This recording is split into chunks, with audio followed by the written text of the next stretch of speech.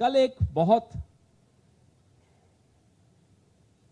गहराई से श्री राहुल गांधी ने अपने वक्तव्य में एक किस्सा सुनाया, और वो किस्सा ऐसा रोचक तो था ही, हम सबके लिए आंखें खोल देने वाला किस्सा था, हम सबको एक तरह से प्रेरणा देता हो ऐसा किस्सा था।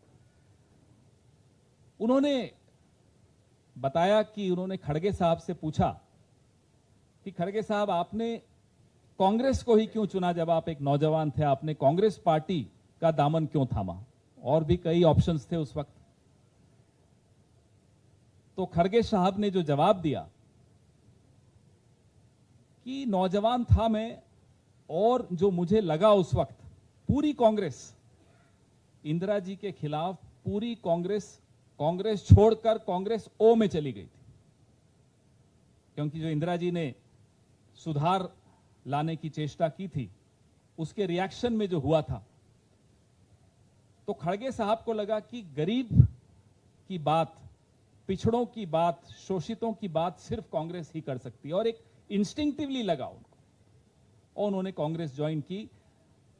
नवंबर ऑफ 1969 वो ब्लॉक प्रेसिडेंट बने, ब्लॉक कांग्रेस कमेटी के प्रेसिडेंट बने। फिर की यात्रा तो आप सबके सामने है उनकी। ये किस्सा जब राहुल जी सुना रहे थे, इसके पीछे एक मकसद था जो हमें बाद में समझ में आया।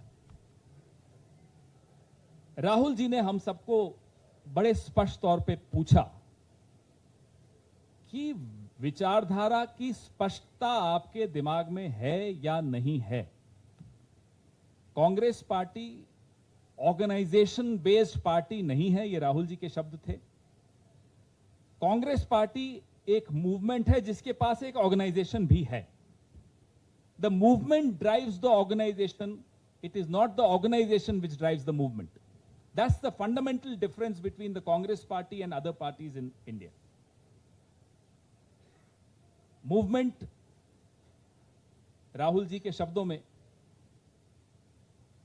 3 महीने की हो सकती है, 4 महीने की हो सकती है, 5 महीने की हो सकती है, लेकिन एक मकसद होता है, एक आंदोलन होता है। उस रास्ते पे जब चलते हैं, लोग जुड़ते चले जाते हैं और कारवां बढ़ता चला जाता है, जैसे कि आजादी का आंदोलन हुआ।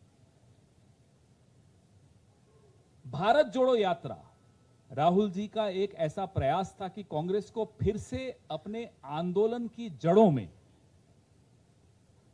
ले जाने का, और उस यात्रा ने ना केवल कांग्रेस को अपनी जड़ों का स्मरण दिलवाया, कांग्रेस के कार्यकर्ताओं, कांग्रेस के शुभचिंतकों के भीतर भी एक बात आई, ये असली रास्ता है, ये कांग्रेस का रास्ता है, ये भारत का रास्ता है, ये हिंदुस्तान का रास्ता है, ये इंडिया का रास्ता है।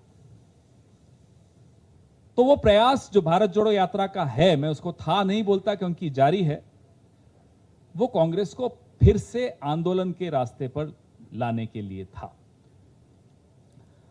जो गारंटीज हम अपनी चुनावों में बात करते हैं, अपने मैनिफेस्टोज में बात करते हैं, वो गारंटीज इसी डगर से जो ज्ञान प्राप्त हुआ। भारत माता अलग अलग आवाजों में बात करती है। भारत माता कैसे बात करती है? भारत माता बात करती है सड़क पे चलने वाले महिला, गरीब, अमीर, पुरुष, बुजुर्ग, जवान, इनके माध्यम से भारत माता बात करती है।